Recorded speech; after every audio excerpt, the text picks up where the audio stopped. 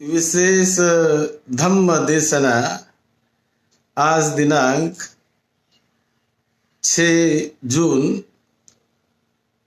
2020। चिरं तिष्ठन्तु सद्धम्मो लोको हन्तु सुखी सदा।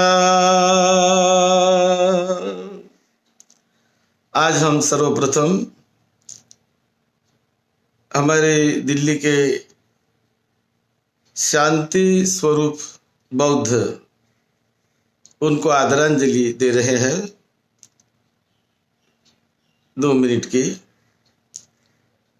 आज सुबह उनका निधन दिल्ली में हुआ है, ऐसा हमें पता चला।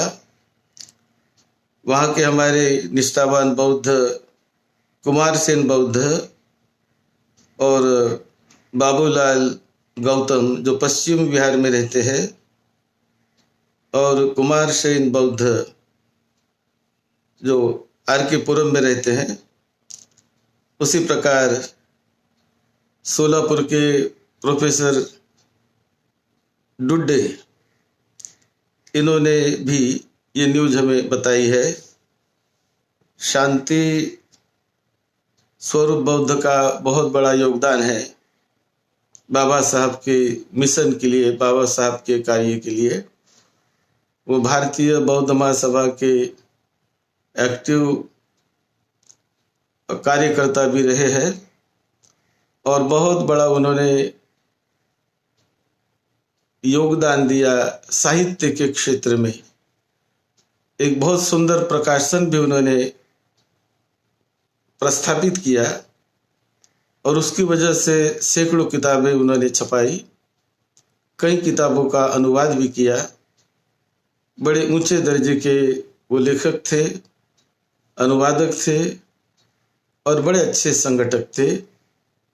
एक बहुत बड़ी हानि समाज को हुई है। मैं ऑल इंडिया भिक्खु संघ की ओर से और मुंबई के सर्वोदय महाबुद्ध विहार तथा भिक्खु संघराज यूनाइटेड बुद्धिस्ट मिशन की ओर से, सभी बौद्धों की ओर से उन्हें आदरांजलि हम अर्पित करते हैं, आदरांजलि अर्पित करते हैं।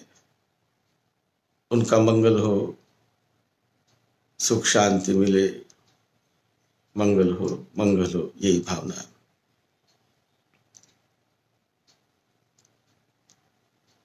चिरं तिष्ठन्तु सद्धम्मो लोको हन्तु सुखी सदा। तथागत भगवान बुद्ध की ओरिजिनल बुद्ध वाणी जो पाली त्रिपिटक में संग्रहित है, बुद्ध के प्रत्यक्ष जीवन से जो संबंधित है, उसी के आधार पर ये विशेष प्रवचन हम देते हैं। आज दीघ निकाय, ये पाली ग्रंथ सुत्त पिटक का, उसके महासिंहनाद सुत्त, ये बड़ा प्रसिद्ध ऐसा सुत्त है। तो उसमें कैसे बुद्ध का वार्तालाप किसी के साथ जो होता है और कैसे बुद्ध उपदेश करते हैं, उसी के आधार पर ये महासिंहनाद सुत्त है। एक समय तथागत भगवान बुद्ध उरुमा के नजदीक कन्नकत्थल नाम के मृगधाय वन में विहार करते थे। उसी वक्त एक अचेल कश्यप नाम के सन्यासी बुद्ध को मिलने आए और बुद्ध को मिलने आकर उन्होंने बुद्ध को वंदन किया और आकर उन्होंने बुद्ध से प्रश्न पूछा, भगवान, हमने सुना है कि आप सभी प्रकार के तप साधना की, सभी प्रकार के तपस्या की आप निंदा करते हैं और कठोर तप साधना को आप अयोग्य बताते हैं, ऐसा हमने सुना है। तो बनते ये क्या सही है क्या? प्रश्न पूछते हैं वो। समनो गौतमो सब्बं तपं गरहति सब्बं तपस्सिं लुखा जीविंग एकं सेन उपकोसति उपवदन्ति ति। यानी बनते, आप सब प्रकार के तपस्या की, तपस्वियों की निंदा करते हैं, क्या ये सही बात है क्या? ऐसा प्रश्न पूछते हैं। तब बुद्ध ने उन्हें समझाया। बुद्ध कहते हैं, मैं स्वयं कठोर जीवन बिताने वाले और कम कठोर जीवन बिताने वाले तपस्वियों के गतियों को मैं जानता हूं। कुछ तपस्वी मृत्यु के बाद ऊंचे देवता लोक में जन्म लेते हैं, यह मैं जानता हूं। कुछ तपस्वी मृत्यु के बाद दुर्गति लोक में जन्म लेते हैं। ये दोनों तपस्वियों के गतियों को, उनके जन्म लेने को मैं अच्छी तरह जानता हूं। बुद्ध कहते, इदाहं कश्यप एकं चं तपस्सिं अप दुख विहारी पश्यामि दिव्येन चक्षुना विशुद्धेन अतिकंत मानुषकेन कायस्य भेदा परं मरणा अपायं दुर्गतिं विनिपातं निरयं उपपन्नं। एकं च तपस्सिं कायस्य भेदा परं मरणा सुगतिं सग्गं लोकं उपपन्नं पश्यामि। बुद्ध कहते हैं, ऐसे तपस्वियों को मैं जानता हूं जो कम कठोर तथा उचित तप साधना करते हैं, जिन्हें दिव्य दृष्टि की भी प्राप्ति होती है, कुछ को रिद्धि सिद्धि की भी प्राप्ति होती है, उन्हें मृत्यु के बाद अच्छी गति मिलती है, अच्छा जन्म मिलता है, यह मैं देखता हूं, यह मैं स्वयं जानता हूं। तब मैं उनकी अवहेलना कैसे कर सकता हूं? ऐसे व्यक्ति की मैं तो हमेशा प्रशंसा ही करता हूं। लेकिन कुछ तपस्वी ऐसे भी होते हैं जो अधिक कठोरतम तप साधना करने के बाद भी मृत्यु के बाद दुर्गति लोक में जन्म लेते हैं, उनकी दुर्गति होती है, वो बड़े नीचे लोक में जन्म लेते हैं। उन्हें मैं देखता हूं, उन्हें मैं जानता हूं और फिर कहता हूं कि यदि अपने चित्त के शक्ति को जानकर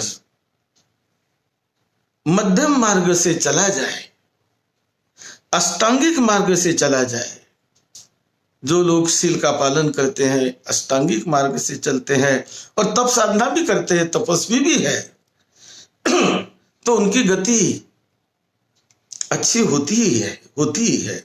लेकिन जो लोग शील का पालन नहीं करते, अष्टांगिक मार्ग का यानी मध्यम मार्ग के रास्ते पर नहीं चलते, तो उनके गति को मैं देखता हूं, तो उनके बारे में मैं कहता हूं कि उनकी गति अच्छी नहीं होती तथा मृत्यु के बाद उनको अच्छा लाभ नहीं होता। ऐसा मैं स्वयं देखने के बाद मैं कहता हूं, जानता हूं। तो मैं सभी की निंदा नहीं करता, प्रशंसा करता हूं। और जो लोग दुराचारी होते हैं उनको मैं जो अवहेलना, यानी उनको मैं अच्छा नहीं मानता, इस प्रकार का तथागत बुद्ध ने बताया। और फिर बुद्ध कहते हैं जीवन में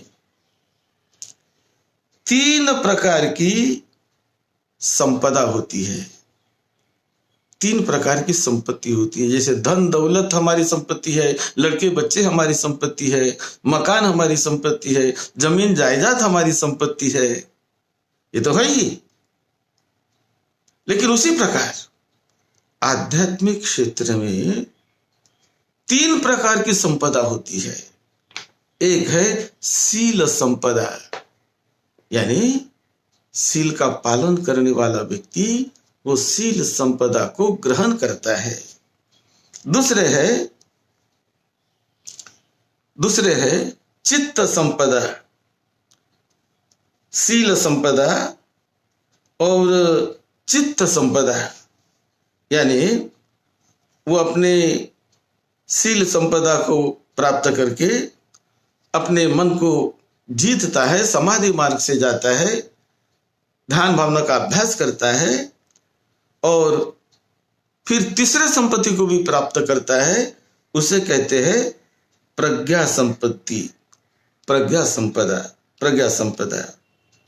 तो इस प्रकार की ये आध्यात्मिक स्तर पर संपत्ति होती है, शील संपदा, चित्त संपदा और प्रज्ञा संपदा।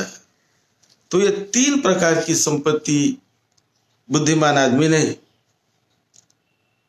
अपने जीवन में प्राप्त करने का प्रयास करना चाहिए।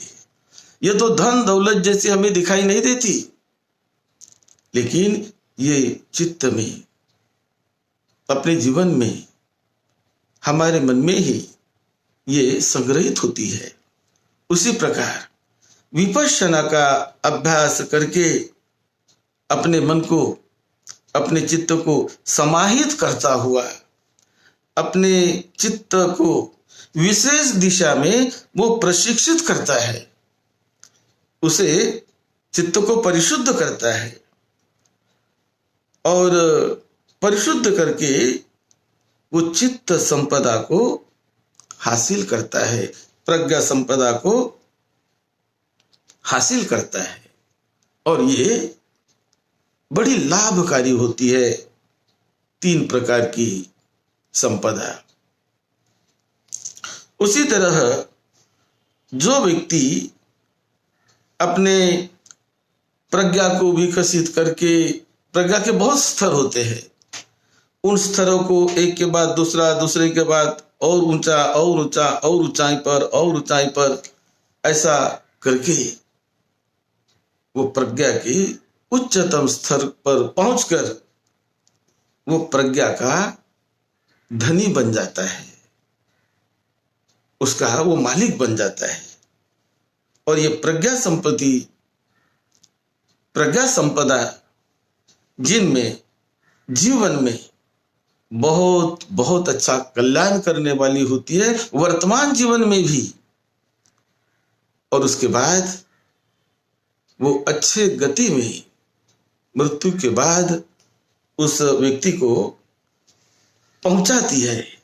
वो व्यक्ति अच्छा ऊंचे अवस्था को प्राप्त करता है अपने मृत्यु के बाद भी।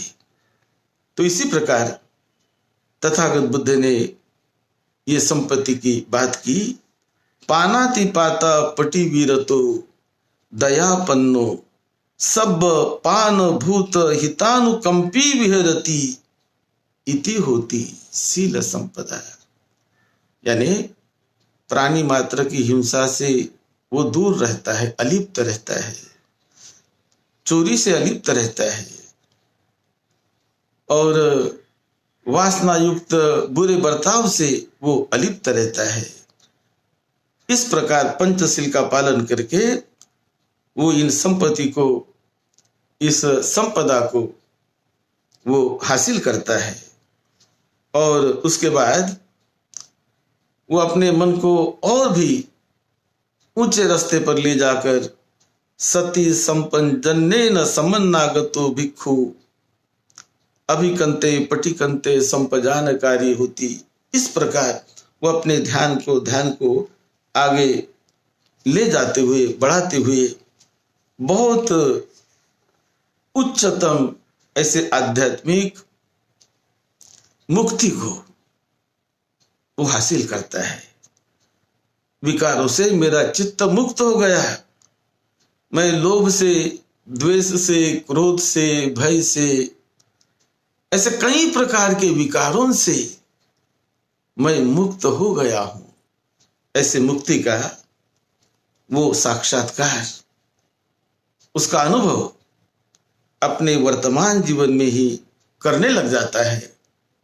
और फिर उसका चित्त कामा सवापि चित्तं विमुच्यति, काम आश्रव, भव आश्रव, अविद्या के आश्रव, अंधकार, इनसे भी चित्त मुक्त होता है और परिशुद्धि का वो जीवन जीता है। उसे कहते हैं पඤ्या संपदा अभिनिन्नोमिति। इस प्रकार प्रज्ञा संपदा का वो साक्षात्कार करता है और उसका वो मालिक बनता है। और वर्तमान जीवन तो उसका सुख शांति देने वाला होता ही है। इसी प्रकार उसका भविष्य वो भी पूरी तरह सुरक्षित हो जाता है। कोई डर नहीं उसको, क्योंकि विमुक्ति का साक्षात्कार यहां भी कर रहा है, आनंद का, सुख का, शांति का साक्षात्कार यहां भी कर रहा है।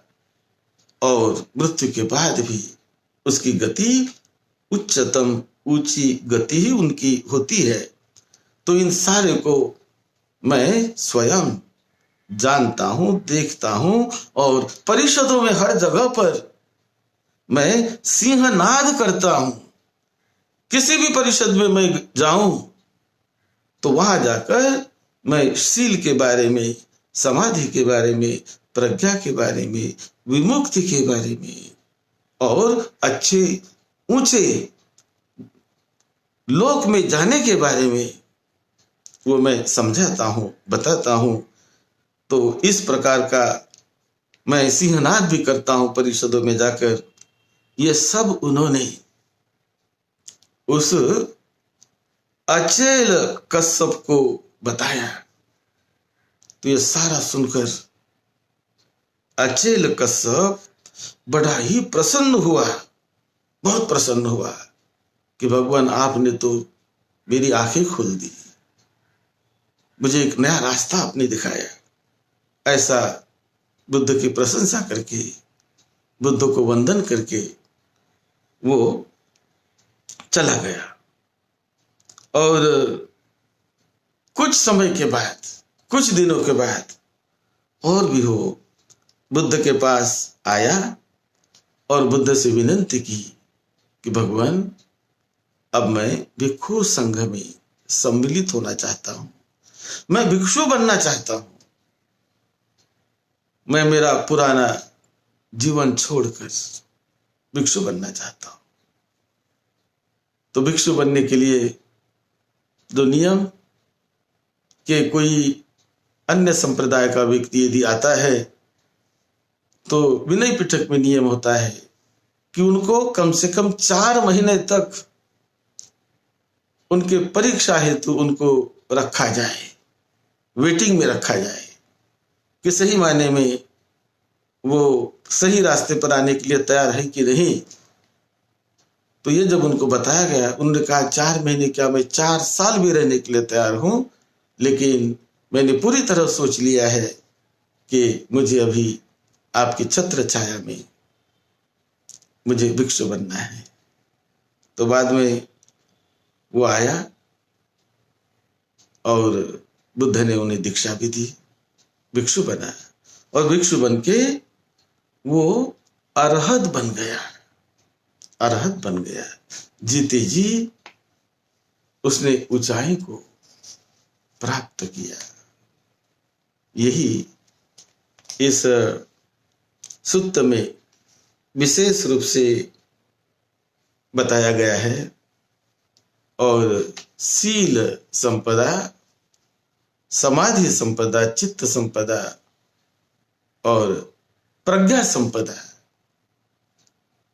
ये कैसे हम अपने जीवन में हासिल करें, कैसे उसके हम धनी बने, यही हमें अपने जीवन में सोचना है और अपने जीवन को ऊंचाई तक उठाना है। इसी में हम आप सबका कल्याण है। सद्धम्म की सेवा में, आपकी सेवा में डॉक्टर भदंत राहुल बोधि महाथेरो। आप सबका मंगल हो, सबका मंगल।